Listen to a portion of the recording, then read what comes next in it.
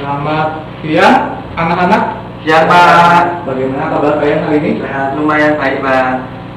Sehat dari corona? Sehat, Sehat dari Pak. corona, Belum Bu. tes soalnya, Pak. Sehat, Pak? Iya, Pak. HP-nya disimpan dulu ya. Iya, Pak. Ya, sehat juga ya. Iya, Pak. Nah, jadi pada pertemuan hari ini, Iya, Pak. Iya. nah kita akan belajar bersama-sama tentang proses masuknya agama dan kebudayaan Hindu dan Buddha ke Indonesia. Nah, pada pembukaan hari ini untuk yang materi pembelajaran. Nah, kita pada pertemuan pertama ini kita akan belajar tentang proses masuknya agama Hindu dan Buddha di Indonesia. Terus untuk minggu depan, yang pertemuan kedua, nanti kita akan belajar tentang perkembangan dari pengaruh kebudayaan Hindu dan Buddha. Nah, dari tujuan pembelajaran ini, saya mengharapkan anak-anak bisa menganalisis proses masuknya agama Hindu dan Buddha ke Indonesia serta pengaruhnya terhadap kehidupan masyarakat Indonesia yang masih berlaku di kehidupan masing-masing. Nah, untuk sistem penilaiannya dan KKM, yang pertama nilai afektif berupa kehadiran, terus sikap diberi 15%. Untuk tugas yang berupa PR, saya akan beri juga 15%. UTS kurang lebih 20% dan puas 30%. Dan untuk pada akhirnya pencapaian KKM, saya mengharapkan anak-anak bisa memperoleh hasil 75. Sampai di sini sudah paham? Pak. Ya. Dan media pembelajaran kita yang perlu kita siapkan pertama buku paket. Yang pasti buku paket sejarah Indonesia untuk SMK kelas 10.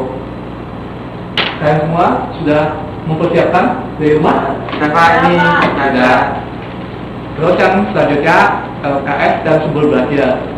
Nah, untuk yang sumber belajar, saya mengharapkan kalian membuka internet dan mencari informasi dari sumber-sumber yang bisa dipercaya. Dan untuk buku referensi, kalian juga bisa mencari di perpus atau di luar sekolah. Nah, dalam pembelajaran kita ini, kita tahu pada fase ketiga jalur perdagangan laut mulai ada ketika setelah menemukan pesawat, kapal, terus kompas dan alat-alat bantu dalam melakukan pelayaran ke laut. Yang sebelumnya dulu manusia melakukan perdagangan lewat jalur darat atau bisa dibilang jalur sutra. Nah, saya mau tanya, ini ada dua bangsa yang dulu pernah datang ke Nusantara. Kira-kira bangsa apa aja? Bangsa apa aja? Ada dua yang pernah datang ke Indonesia. Oh, Cina. itu India. Iya, India dan Cina. Ini dulu India pernah datang ke Indonesia melalui Laut Cina Selatan. Sama halnya juga dengan orang Cina juga datang ke Indonesia lewat jalur Laut Selatan. Nah, menurut Pak Hari, dulu cara masuk dan proses penyebaran agama Hindu dan Buddha ke Indonesia ada dua cara. Yang pertama, masyarakat Nusantara berperan pasif, dan yang kedua, masyarakat Nusantara berperan aktif. Untuk yang berperan pasif, itu di mana masyarakat Nusantara mempelajari agama Hindu dan Buddha dari masyarakat India yang pernah datang ke Indonesia, ke Nusantara. Untuk yang berperan aktif, masyarakat Nusantara secara aktif ya, belajar langsung ke India, berguru di sana untuk mempelajari agama-agama tersebut, untuk memperdalam, kemudian kembali ke Nusantara untuk menyebarkan yang telah mereka pelajari. Nah, dari dua cara tersebut muncul 5 teori dari proses masuknya agama Hindu dan Buddha. Nah, untuk yang berperan batik ada 3 teori. Pertama, teori Brahmana, kedua teori Ksatria, dan ketiga teori Vaishya. Dan untuk yang bersifat pasif, yang bersifat aktif ada 2. Yang pertama teori surga dan teori arus balik. Nah, saya mau tanya, mengapa orang Nusantara pada saat itu begitu mudah dan mau menerima pengaruh agama Hindu dan Buddha? Mungkin belum punya agama, Pak. Belum punya agama? Mungkin ya. Mungkin. Kalau Nugroho? Mungkin sama kepercayaan lokal hampir sama, Pak. Kepercayaan lokal ya. Mungkin masih ingat kepercayaan lokalnya apa? Ya kalau Jawa kejawen. Kejawen. Kalau yang sebelumnya, sebelum ada kejawen? Oh, animisme. Ya, Animisme, animisme. Buddhisme. Nah ya. Oke, kalau yang untuk Elsa, mungkin tahu kenapa orang begitu mudah menerima agama? Orang apa? Orang apa, Pak? Ini orang Nusantara kenapa Mudah. begitu mudah menerima agama Hindu dan Buddha? Oh, karena mereka tuh apa namanya terbuka gitu loh, Pak. Terbuka. Pemikirannya tuh kalau memang baik kan kenapa enggak harus mereka terbuka gitu sama apa namanya budaya luar. Oh ya, berarti anggapannya dulu hubungan antara masyarakat Nusantara dengan orang luar berarti Ya. baik. Nah, ya. Betul. Ya, semua betul. Nah, jadi untuk yang pertama, bangsa Indonesia telah memiliki dasar kebudayaan yang cukup tinggi dan tidak dapat dihapus begitu saja dan terus berkembang mengikuti perkembangan zaman. Terus yang kedua, bangsa Indonesia memiliki lokal genius yang tinggi, di mana kecakapan suatu bangsa untuk menerima unsur-unsur kebudayaan dan dapat mengolah unsur tersebut sesuai dengan kepribadian bangsa mereka sendiri. Dan yang kedua, seperti yang dikatakan Elsa, nah, bangsa Indonesia memiliki rasa toleransi yang tinggi, di mana mereka menghormati setiap pendatang seperti India dan Cina, dan juga menghargai perbedaan-perbedaan yang ada di dalam lingkungan sekitar. Sampai di sini sudah jelas? Dan Pak. Jelas, Pak. Nah, ya. Oke, selanjutnya saya akan mengasih latihan. Ini latihannya perulangan. Aduh. Jangan santai ya, Pak. Tenang. Yang penting ada jawabannya. Iya, yang penting ada jawabannya gitu. Kenapa? Berarti yang ini dari atasnya. Kapan suka gitu? Ini boleh dicoret kan, Pak? Boleh. Coretnya di belakang kertas ya. Oke, siap, ya, siap. Nah, selagi masih mengerjakan tugas, saya akan mengasih atau memberi video sebagai penunjang dalam pembelajaran hari ini. Oke, Pak. Saya searching boleh ya, Pak? Searching boleh. Pak, penting ya. Ini berarti cari internetnya yang bisa dipercaya ya. Ya, Pak. Pak tulis sumbernya nanti, Pak. Ya, tenang.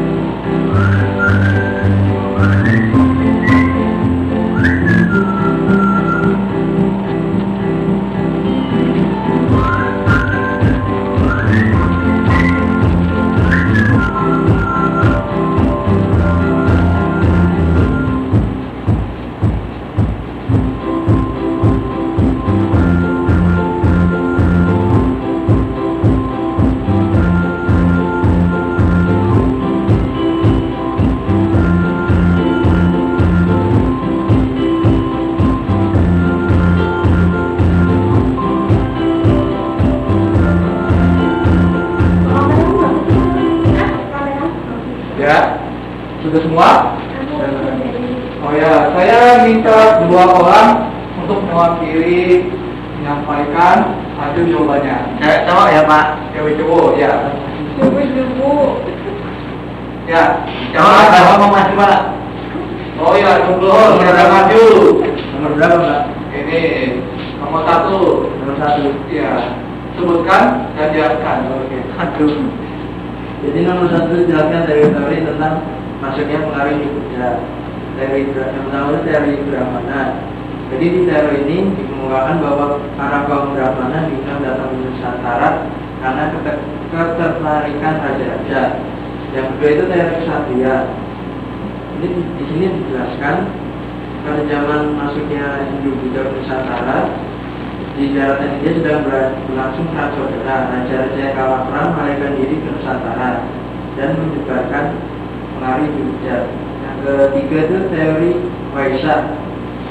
Di teori ini yang membawa pengaruh Buddha ke Indonesia ialah para pedagang. Kemudian teori Sunda. Dari teori ini dikemukakan para pedagang dari India dan Cina datang ke Nusantara karena dibawa oleh pemiliknya atau karena mencari kehidupan yang lebih baik. Kemudian teori terakhir, teori arus balik, di mana para kaum terpelajar Nusantara itu berburu ke India dan kemudian balik lagi menyebarkan agama. Oke, sudah benar. Silakan tepuk tangan. Terima kasih. Nah, selanjutnya yang cewek. Saya minta 1 orang untuk maju. Dan kamu aja. Apa? Ini, saya minta kamu membacakan jawaban untuk nomor 2 dan 3. Waduh. Kamu tanya nomor 3 siapa? Nomor 3. Apa? Kayak itu saja. 2 dengan 3. Sebutkan beberapa pengaruh Hindu dan Buddha yang ada di masa sekarang. Ya, ada relief, Jumpa, kemudian ada prasasti, arsitektur candi.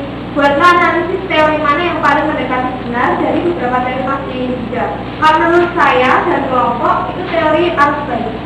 Arus balik. Iya. Alasannya? Karena kan kita bangsa Indonesia belajar ke negeri ke India itu kan untuk mencari wawasan mengenai sumber itu kan Pak. Terus kemudian mereka setelah pengetahuannya itu mencukupi, mereka balik lagi ke Indonesia untuk menyebarkan ke masyarakat Indonesia gitu Pak. Ya, benar. Mari kita tepuk tangan. Terima kasih Elsa. Ya. Ya, jadi untuk kesimpulan, saya minta Nugroho mungkin menyampaikan hasil kesimpulan Anda. Jadi pengaruh Hindu-Buddha masuk itu masih dalam perdebatan teori mana yang benar. Tapi intinya bang leluhur kita udah interaksi sama bangsa lain. Nah, seperti itu aja Pak. Nah, untuk refleksi kita hari ini, saya minta kalian semua bersama-sama membacakan yang ada di depan. Masuknya agama dan kebudayaan Hindu-Buddha Nusantara menunjukkan fungsinya sikap terbuka untuk Nusantara. Dengan mereka tersebut, orang Nusantara tidak kehilangan apapun melainkan diperkaya baik wawasan maupun cara memandang hidup. Selain itu, ada yang terpenting dalam perkembangan Hindu-Buddha yaitu adanya toleransi yang tinggi terhadap perbedaan agama dan adanya lokal jenius yang tinggi dalam menerima unsur-unsur kebudayaan asing dan mengelola unsur-unsur sesuai dengan kepribadian bangsa sendiri. Ya. Sampai di sini sudah paham? Materi yang diterima juga sudah paham? Sudah masuk ke otak? Sudah Pak. Dan dimasukin kok Pak. Oke, untuk pertemuan berikutnya nanti kita akan belajar tentang ini perkembangan dari pengaruh agama Hindu dan Buddha dalam kehidupan masyarakat. Nah, jadi sekian pembelajaran kita hari ini. Terima kasih. Selamat siang.